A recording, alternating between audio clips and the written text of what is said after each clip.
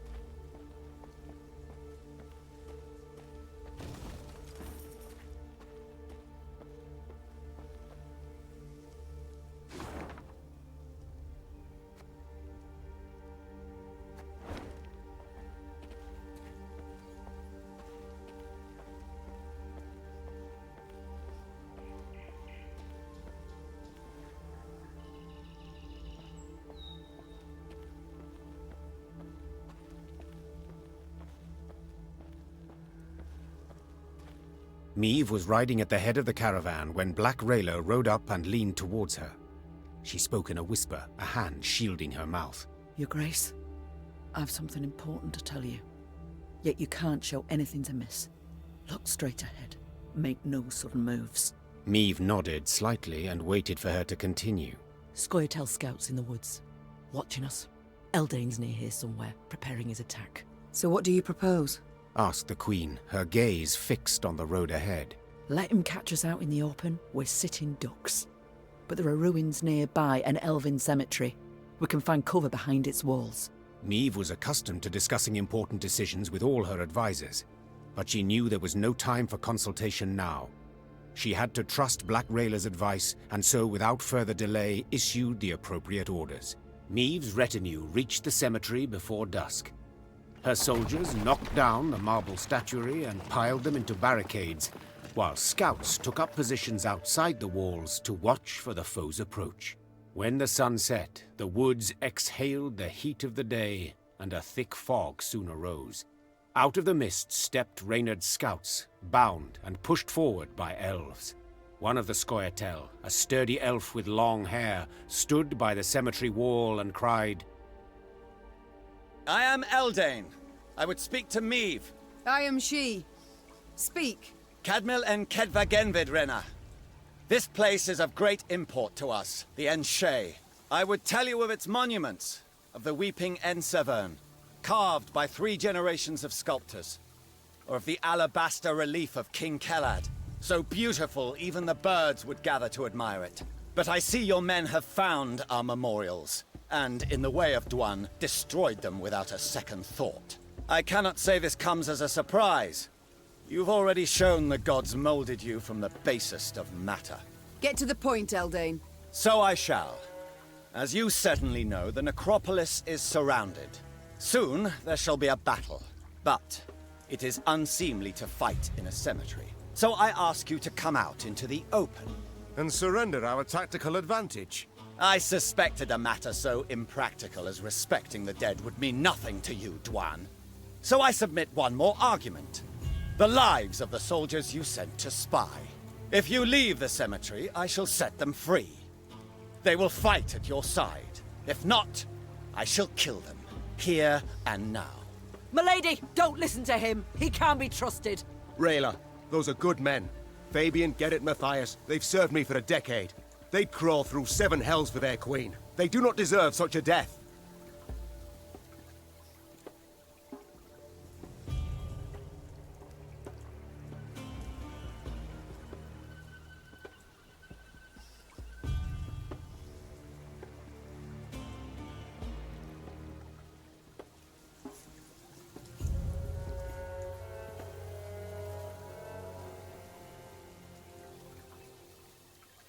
I accept your conditions.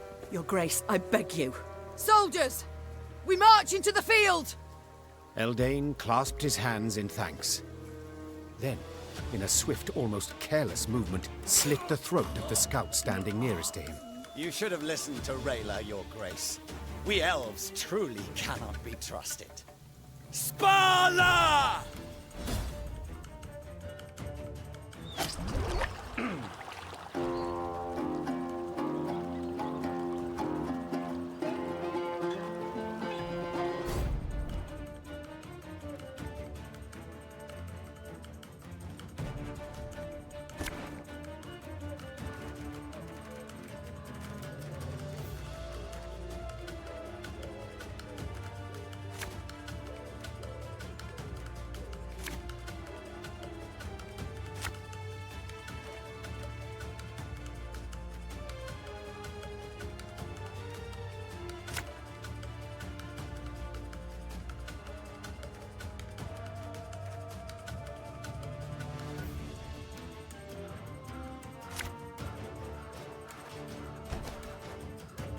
I warned you. Now we've lost the advantage.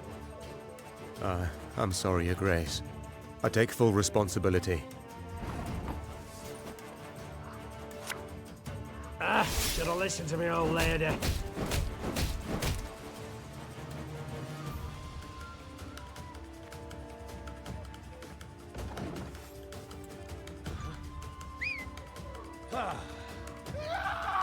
Your tricks will not save you, Dwan.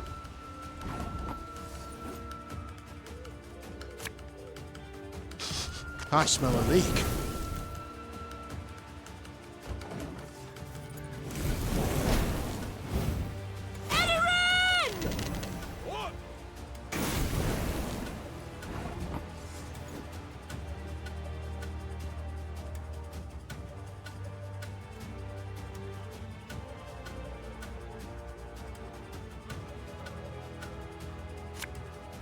This harvest will be reaping black-clad heads.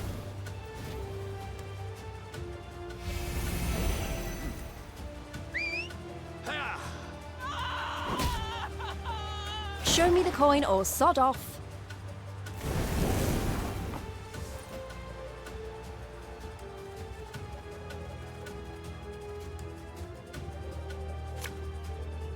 Left, right, left, right.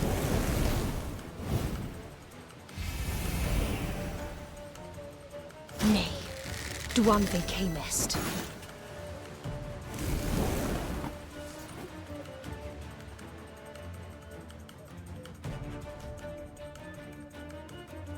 Armor won't save him.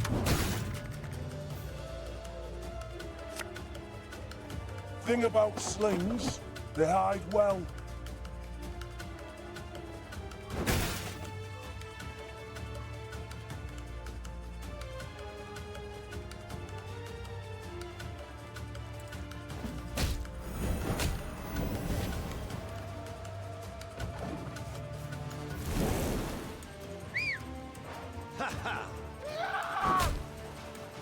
Slaughter them to a man!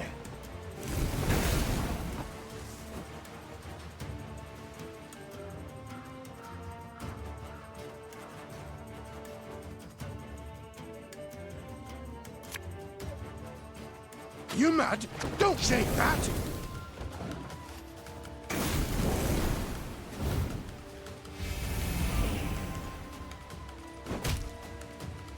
Now we will see who is weak!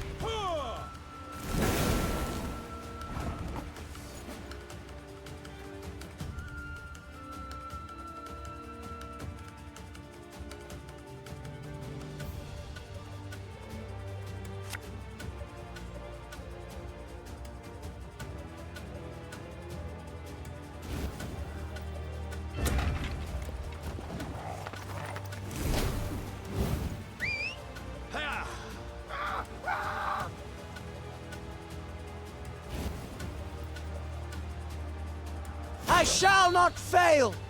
None shall tread on us!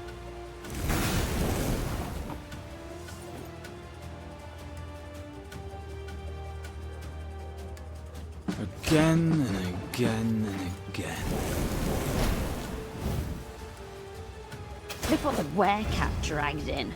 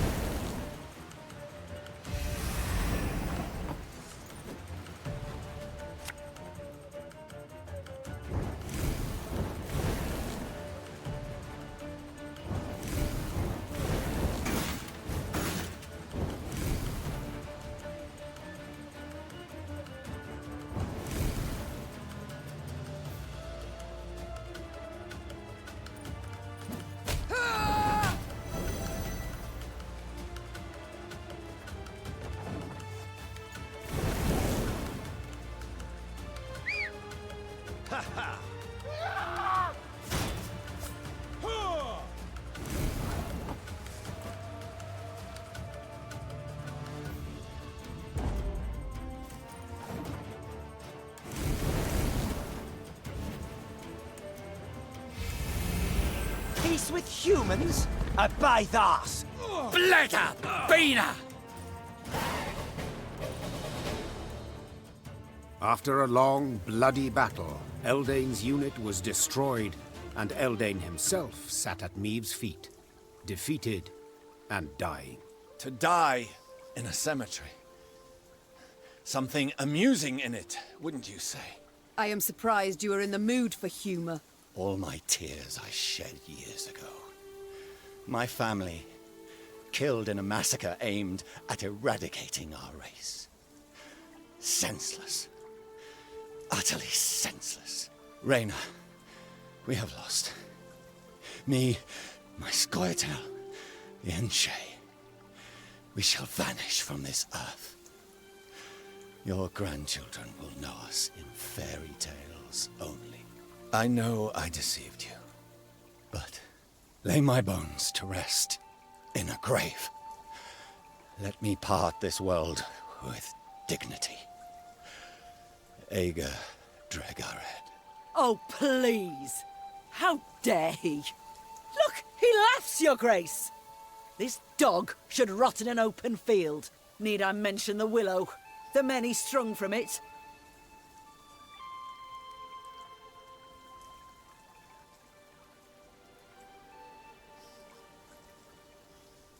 So be it. I shall lay you in a tomb. Your Grace! How can you justify this? A cutthroat! A murderer! As are you, Rayla. As am I. For centuries we fight. Kill one another. Shed blood for bloodshed. Attack and counterattack. Each act more cruel and bloody than the last. The cycle ends now. What was done I cannot undo. But I can do this. Grant a dying soul dignity. Thank you. Vathael, Rena. Black Rayla stormed off, shoving her way through the gathered men. Meave paid her no heed. The soldiers laid Eldain's remains in an empty crypt. The rest of the Scoia'tael they buried in a pit near the edge of the woods. The next morning, at dawn's first light, the Lyrians marched off, eager to leave the Moulderwood behind.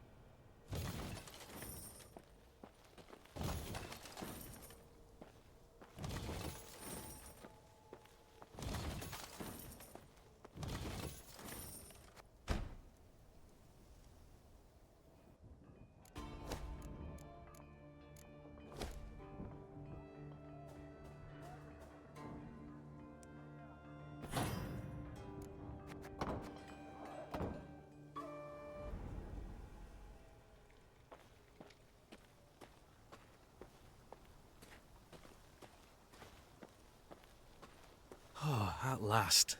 I'd begun to think this wood had no end. And I thought bandits knew their way round a wood. We do. Around those not brimming with elves armed to teeth.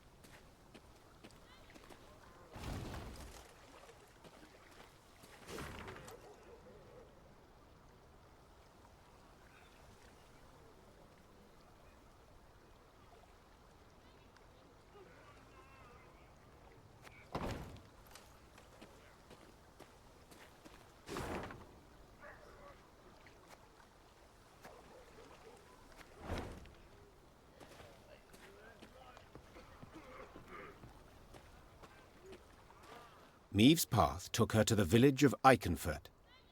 Unlike most settlements in the area, not a single human dwelled here. Instead, only elves and dwarves sat on its porches and stared at the passing Lyrians with clear aversion. Not a single greeting was extended to their allies in arms. Not a single peddler tried to hawk their wares. The only sound was that of snapping shutters and slamming doors. Something's amiss, Rayla said, furrowing her brow. Order a halt, my lady, and give me a moment to look around. You've a quarter of an hour. Maeve said as she dismounted. And not a moment more. The Queen sat in the shade of a large pear tree. She shut her eyes and listened to the chirping of crickets in the grass, savouring a rare moment of relaxation. But the calm did not last. Within moments, one of her scouts returned, a certain Sergeant Niedermere. Tears streamed down his weathered, scar-pocked face. Lady, come with us, please. You'll need to see this for yourself. The sergeant led her to the still smouldering remains of a mill. Her soldiers were picking things out from the ashes. When she got closer, she realized in horror they were human skulls, some no larger than apples. Tell the villagers to gather by the well, the Queen said in a strained voice. Or be executed. The elves and dwarves attempted no denials. They admitted Eldane and his Scoia'tael had helped them round up all the humans in their village, march them into the mill, then set it aflame. They stole our lands, defiled our names, beat us, murdered us in bloodthirsty pogroms, shouted one of the dwarves. They had it coming to them. Got their comeuppance, I'd say. Maeve was no stranger to the cruelty of war, but the enormous evil she found in Iconfurt overwhelmed her. She felt a terrible weight on her chest, found it hard to draw breath, and her head spun. She felt she could hear the cries of humans being burned alive. Ma'am, whispered Reynard. You must pronounce something. Or simply turn the matter over to me, Your Grace. Rayla interrupted. I know what to do.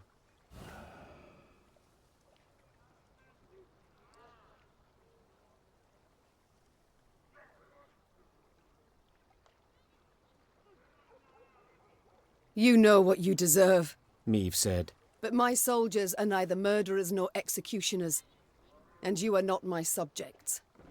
So I shall have you escorted to Rosberg. Let the authorities there mete out justice. With a noose, I hope. The Queen chose a dozen soldiers and tasked them with seeing the non-humans of Iconfurt tried by an Edirnian judge. In doing so, she weakened her forces, but saved herself and her Lyrians from having to carry out a bloody sentence by their own hand.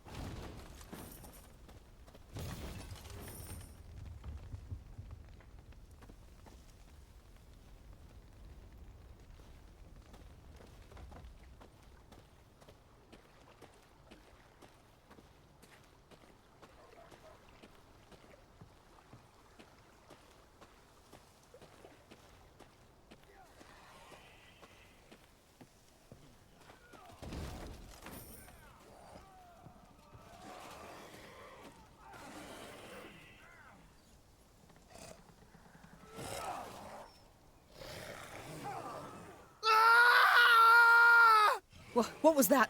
Meve asked Reynard, who rode beside her. A scream. A man's, I think. Need to investigate. Gather a few men and we ride. Quickly! The screaming came from a small settlement. When Meve rode up to its farmhouses, her horse reared and neighed in terror. Necrophages swarmed all around. The monsters surrounded a few Nilfgaardians who were trying, with no success, to chase them off with torches. Reynard swept his gaze over the carnage and said, They cannot stave them off, and their armor is too heavy for them to flee. Meve was uncertain at first how to act. But when she saw ghouls snatch one of the Nilfgaardians and rip him to shreds, she drew her sword. No one deserves such a death. Not even a Nilfgaardian. Follow me!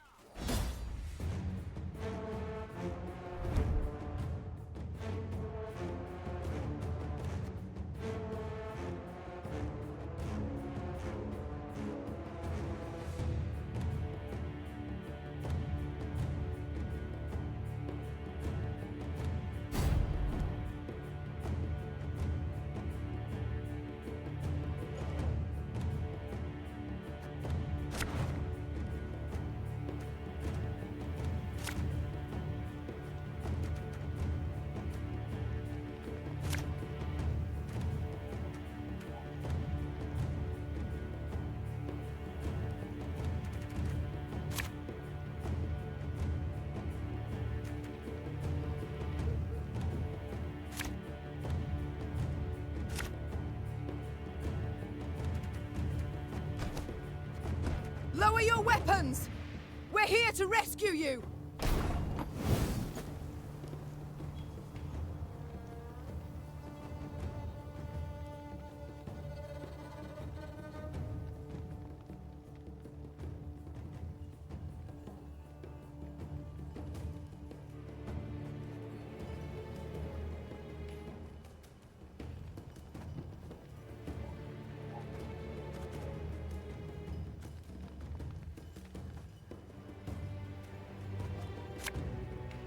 This could hurt.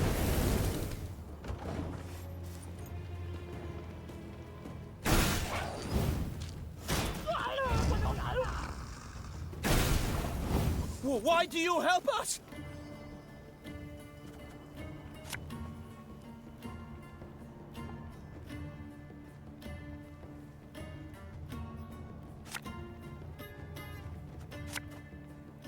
Thing about slings, they hide well.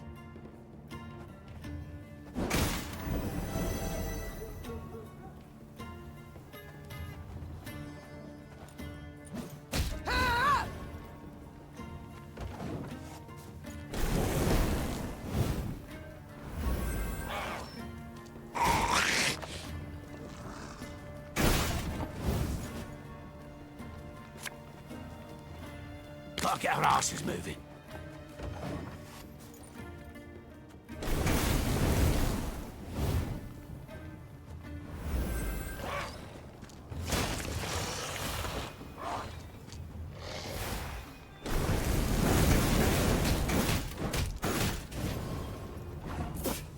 Let the ghouls eat them, I say.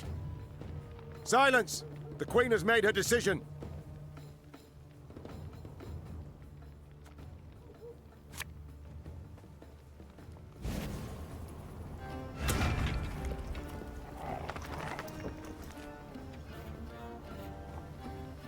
Eh?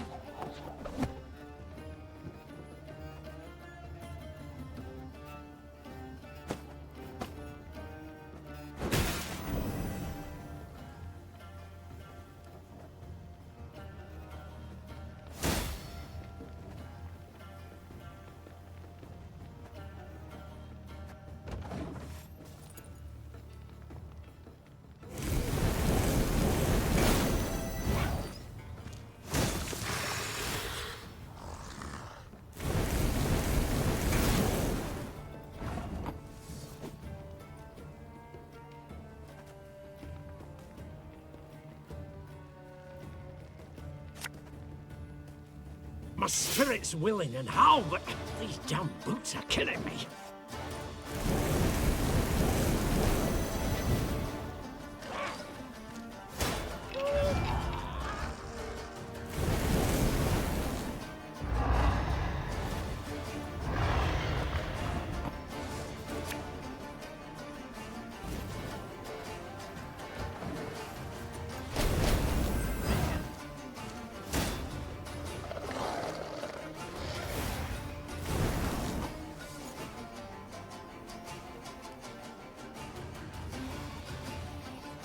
Watch your heads!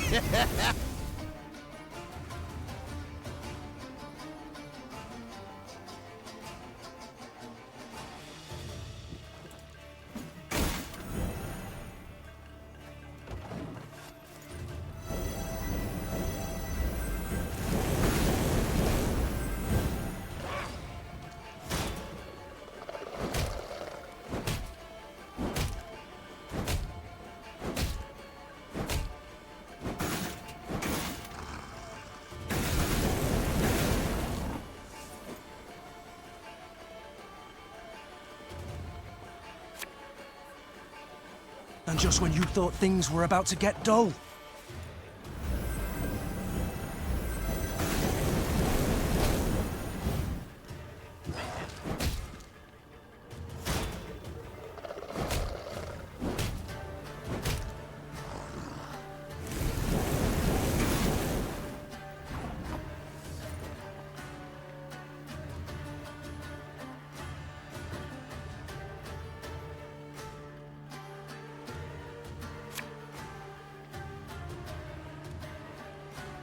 There's been a mistake.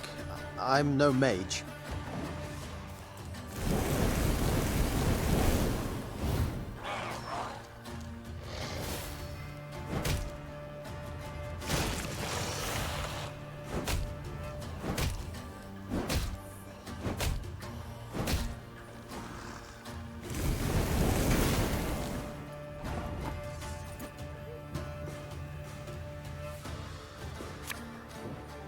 Give me a target.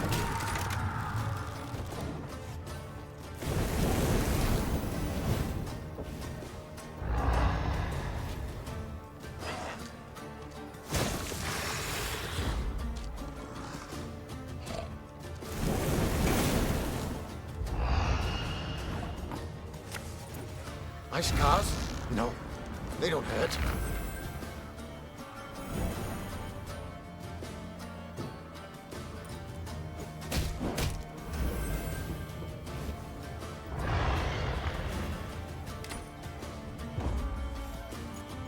It worked, Your Grace. The monsters flee.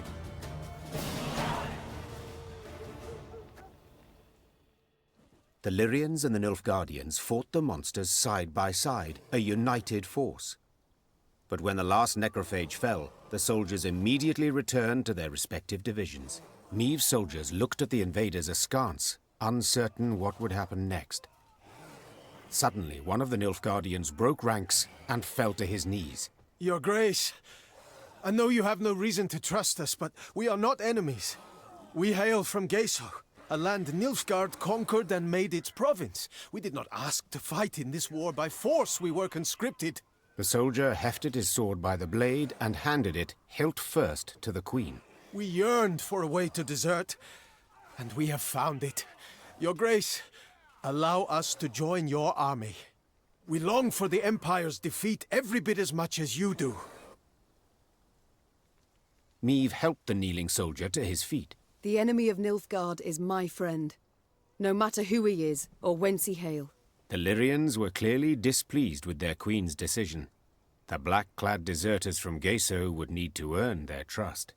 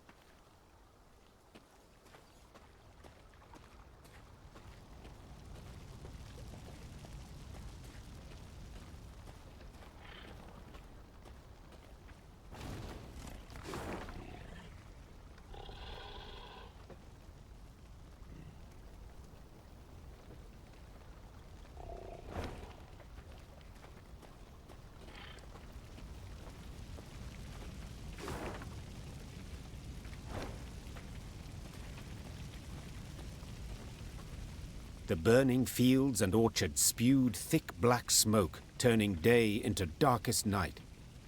Riding in the middle of her caravan, Meve could see neither its head nor its rear. Reynard ordered the men to keep formation and march in silence. Eyes open, fore and aft. The foe might well use these conditions to spring a trap. When a scout's shrill horn cut through the silence, Meve immediately galloped to the front of the column. She found herself in a pile of red-hot coals that had once been peasants' huts. What the devil happened here? Bodies lay amid the ashes, barefoot men in nightshirts as if caught in their sleep. Meve deemed them yet more victims of the black-clad invaders. But Gascon had another interpretation. Look at the arrows. Imperial issue? Not hardly. Nor are they the type the Scoia'tael favour. And the tracks in the mud, the attackers fought not in formation, but man to man. Bandits. It must have been. Reynard, standing next to him, nodded in agreement. Gascon can be relied on here. After all, he knows of what he speaks. An uncomfortable silence fell over the group, ending only when Meve ordered the scouts to determine the direction of the bandits' tracks. They returned to report the killers were hiding somewhere to the north.